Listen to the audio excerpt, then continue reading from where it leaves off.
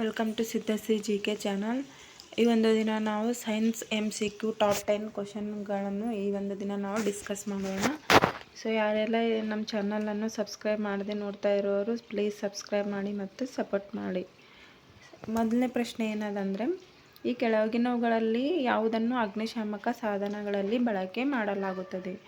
So ಈ ಪ್ರಶ್ನೆ ಹಲವಾರು SD, FDA ಮತ್ತು TTಗಳಲ್ಲೂ ಸಹ ಕೇಳಲಾಗಿದೆ. ಮೊದಲನೇ ಆಪ್ಷನ್ಸ್ ಏನದ, ಸೋಡಿಯಂ ಸಲ್ಫೇಟ್, ಎರಡನೇದು ಸೋಡಿಯಂ ಬೈಕಾರ್ಬೊನೇಟ್, ಮೂರನೇದು ಕ್ಯಾಲ್ಸಿಯಂ ಕಾರ್ಬೋನೇಟ್ ಮತ್ತು ಅಲ್ಯೂಮಿನಿಯಂ ಕಾರ್ಬೋನೇಟ್. ಸೊ ಇಲ್ಲಿ ಅಗ್ನಿಶಾಮಕ ಅಂತಂದರೆ ಎಲ್ಲಾದರೂ ಫೈರ್ ಆಗಿತ್ತಂದರೆ ಈ ಒಂದು ಅಗ್ನಿಶಾಮಕ ಹೋಗಿ ಏನು ಮಾಡ್ತಾರಂದ್ರೆ ಆರಿಸ್ತಾರಲ್ಲ. ಸೊ ಈ ಒಂದು ಅಗ್ನಿಶಾಮಕ ಸಾಧನಗಳಲ್ಲಿ ಏನು ಬಳಕೆ ಮಾಡಲಾಗ್ತದೆ ಇಲ್ಲಿ ಅಂತಂದರೆ ಸೋಡಿಯಂ ಬೈಕಾರ್ಬೋನೇಟ್. ಸೊ ಇದಕ್ಕೆ ಇನ್ನೊಂದು ಹೆಸರು ಏನಂತ ಕರೀತಾರೆ ಅಂದರೆ ಅಡಿಗೆ ಸೋಡಾ ಅಂತಲೂ ಕರೀತಾರೆ. ಅಂದರೆ ಅಡಿಗೆ ಸೋಡಕ್ಕೆ ಇರುವ ಇನ್ನೊಂದು ಹೆಸರು ಸೋಡಿಯಂ ಬೈಕಾರ್ಬೋನೇಟ್. ನೆಕ್ಸ್ಟ್ ಪ್ರಶ್ನೆ ಬಂದು ಎರಡನೇ ಪ್ರಶ್ನೆ ಬಂದು ದೀಪದ ಜ್ವಾಲೆಯು ಯಾವ ಭಾಗ ಹೆಚ್ಚಿನ ಬಿಸಿಯನ್ನು ಹೊಂದಿದೆ? ಸೊ ಇಲ್ಲಿ ಬಂಗಾರ ದುಕಾನ್ಗಳಲ್ಲಿ ಸಹ ಯೂಸ್ ಮಾಡ್ತಾರೆ ಈ ಒಂದು ಜ್ವಾಲೆ, ಮತ್ತು ನಾವು ನಮ್ಮ ಮನೆಯಲ್ಲೂ ಸಹ ಕ್ಯಾಂಡಲನ್ನು ಯೂಸ್ ಮಾಡ್ತೀವಿ.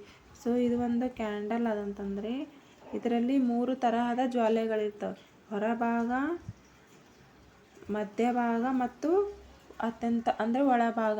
ಸೊ ಇದು ಯಾವ ಬಣ್ಣ ಹೊಂದಿರ್ತದೆ ಅಂದರೆ ನೀಲಿ ಬಣ್ಣ ಹೊಂದಿರ್ತದ. ಇದು ಮಧ್ಯಭಾಗ ಯಾವುದು ಹೊಂದಿರ್ತದೆ ಅಂದರೆ ಹಳದಿ ಆಯಿತು. ಇನ್ನೊಂದು ಒಳಭಾಗ ಅಂತಂದರೆ ಇದು ಕಪ್ಪು ಬಣ್ಣ ಹೊಂದಿರ್ತದೆ. ಸೊ ಹೊರಗಿನ ಭಾಗ ನೀಲಿ, ಮಧ್ಯಭಾಗ ಹಳದಿ ಮತ್ತು ಒಳಭಾಗ ಕಪ್ಪು ಬಣ್ಣ ಹೊಂದಿರ್ತದೆ.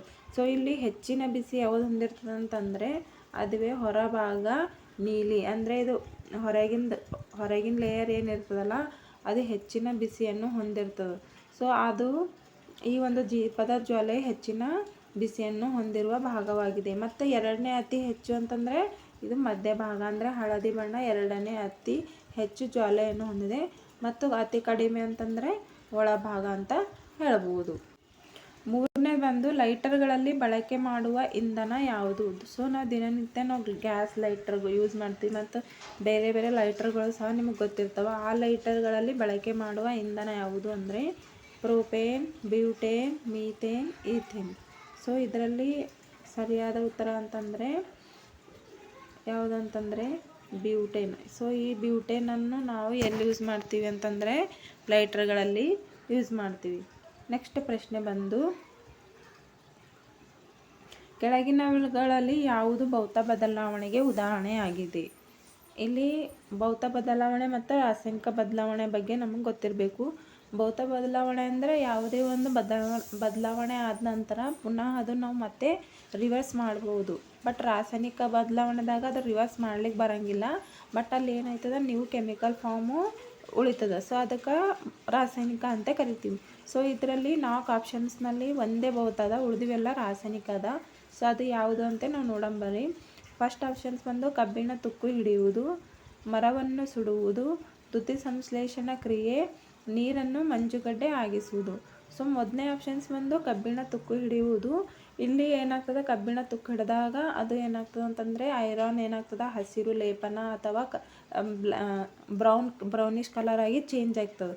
ಸೊ ಯಾವಾಗ ಕಬ್ಬಿಣ ತುಕ್ಕು ಹಿಡಿದು ಕಲರ್ ಚೇಂಜ್ ಆಯಿತು ಅಂದರೆ ಅಲ್ಲಿ ಒಂದು ಕೆಮಿಕಲ್ ಫಾರ್ಮ್ ಆಯಿತು, ತುಕ್ಕು ಹಿಡಿದಾಗ ಅದು ಒಂದು ರಾಸಾಯನಿಕ ಬದಲಾವಣೆ ಆಗ್ತದೆ. ಸೊ ಮರವನ್ನು ಸುಡುವುದು, ಅಲ್ಲಿ ಕಾರ್ಬನ್ ಡೈಆಕ್ಸೈಡ್ ಬಿಡ್ತದೆ ಅಂದರೆ ಬೂದಿ ಆಗ್ತದೆ. ಸೊ ಅದು ಕೂಡ ರಾಸಾಯನಿಕ ಬದಲಾವಣೆ ಆಗ್ತದೆ.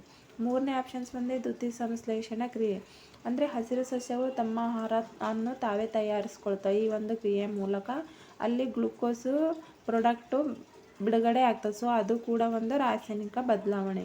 ಕೊನೆಯ ಆಪ್ಷನ್ಸ್ ಬಂದು ನೀರನ್ನು ಮಂಜುಗಡ್ಡೆ ಆಗಿಸುವುದು, ಅಂದರೆ ನೀರು ಮಂಜುಗಡ್ಡೆ ಆಗಿಸ್ಬೋದು ಮತ್ತು ಮಂಜುಗಡ್ಡೆ ಬಿಸಿಲಿನಲ್ಲಿ ಇಟ್ಟಾಗ ಪುನಃ ಅದನ್ನು ನೀರಾಗಿ ಪರಿವರ್ತಿಸಬಹುದು. ಸೊ ಹಾಗಾಗಿ ಭೌತ ಬದಲಾವಣೆಗೆ ಉದಾಹರಣೆ ಯಾವುದು? ನೀರನ್ನು ಮಂಜುಗಡ್ಡೆ ಆಗಿಸುವುದು. ಈ ಕೆಳಗಿನವುಗಳಲ್ಲಿ ಯಾವ ಲೋಹಗಳು ತುಕ್ಕು ಹಿಡಿಯದ ಲೋಹಗಳಾಗಿವೆ? ಅಂದರೆ ತುಕ್ಕು ಹಿಡಿಯದ ಮೊದಲೇ ಆಪ್ಷನ್ಸ್ ಬಂದು ಚಿನ್ನ, ಬೆಳ್ಳಿ, platinum, sodium carbon oxygen, third ಬಂದುಬಿಟ್ಟು ಟಿನ್, ಲೆಡ್, ಹೈಡ್ರೋಜನ್, ಮೂರನೇದು ಬಂದುಬಿಟ್ಟು ಬೋರಾನ್, ಹೀಲಿಯಂ, ಲಿಥಿಯಂ.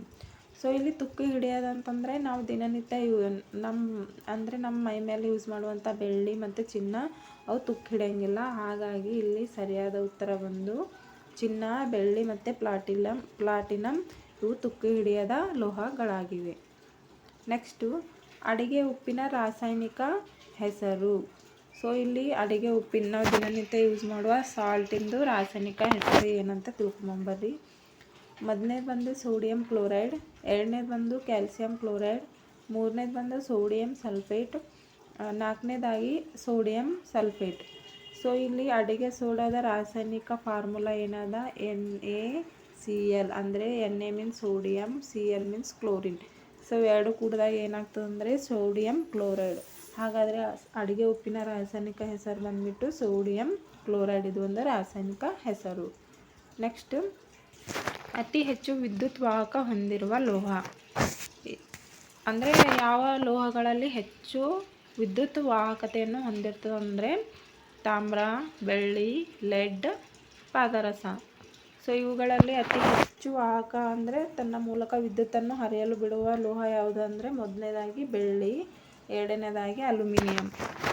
ಸೊ ಹಾಗಾಗಿ ಅತಿ ಹೆಚ್ಚು ವಿದ್ಯುತ್ ವಾಹಕ ಹೊಂದಿರುವ ಲೋಹ ಬೆಳ್ಳಿ ಅಂತ ಹೇಳ್ಬೋದು.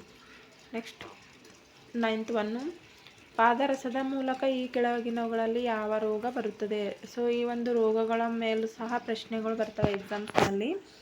ಮೊದಲನೇ ಆಪ್ಷನ್ಸ್ ಬಂದು ಪಾದರಸದ ಮೂಲಕ ಯಾವ ರೋಗ ಹರಡ್ತದೆ ಅಂದರೆ ಬೆರಿ, ಮೀನಮಾಟ, ಇರುಳು ಗುರುಡುತನ ಮತ್ತು ರಿಕೆಟ್ಸ್. ಸೊ ಇಲ್ಲಿ ಆನ್ಸರ್ ಬಂದುಬಿಟ್ಟು ಪಾದರಸದ ಮೂಲಕ ಮೀನಮಾಟ ರೋಗ ಬರ್ತದೆ ಅಂತಂದರೆ ಇವು ಪಾದರಸ ಕೆಮಿಕಲ್ಸ್ನನ್ನು ನದಿಗಳಿಗೆ ಮತ್ತು ಸಮುದ್ರಗಳಿಗೆ ಬಿಟ್ಟಾಗ ಅಲ್ಲಿ ಮೀನುಗಳು ಈ ಒಂದು ರಾಸಾಯನಿಕವನ್ನು ಸೇವಿಸಿದಾಗ ಅವು ಯಾವ ರೋಗ ಬರ್ತದೆ, ಮೀನಮಾಟ ಬರ್ತದೆ. ಅದನ್ನು ನಾವು ಸೇವನೆ ಮಾಡಿದಾಗ ಹಾಗಾಗಿ ಇಲ್ಲಿ ಬೆರಿ ಯಾವ ರೋಗ ಬರ್ತದೆ, ವಿಟಮಿನ್ ಬಿಲಿಂತ ಬೆರಿ ರೋಗ ಬರ್ತದೆ, B1ಲಿಂತ. ಮೀನಮಾಟ ಪಾದರಸಲಿಂತ, ಇರುಳುಗೂಡುತನ ವಿಟಮಿನ್ ಎಲಿಂತ ಇರುಳುಗೂಡುತನ, ಮತ್ತು ರಿಕೆಟ್ಸ್ ಬಂದುಬಿಟ್ಟು ವಿಟಮಿನ್ D. ಹಾಗಾಗಿ ಪಾದರಸದ ಮೂಲಕ ಹರಡುವ ರೋಗ ಮೀನಮಾಟ. ಕೊನೆಯದಾಗಿ ಹೈಡ್ರೋಕ್ಲೋರಿಕ್ ಆಮ್ಲ ಮತ್ತು ನೈಟ್ರಿಕ್ ಆಮ್ಲಗಳ ಮಿಶ್ರಣ.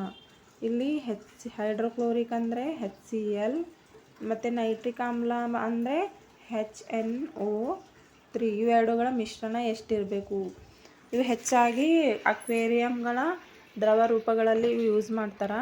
ಹಾಗಾಗಿ ಇದ್ರದ್ದು ಎಷ್ಟಿರ್ತದೆ ಮಿಶ್ರಣ ಅಂತಂದ್ರೆ ಆಪ್ಷನ್ಸ್ ಬಂದುಬಿಟ್ಟು 3:1, BB 3:1 ಆಗ್ಯದ. ಸೊ ಅಲ್ಲಿ ನಾವೇನು ಮಾಡ್ಕೋಣ ಅಂದರೆ 1:3, ಥರ್ಡ್ ಬಂದುಬಿಟ್ಟು 4:1, ಫೋರ್ತ್ ಬಂದುಬಿಟ್ಟು 5:1.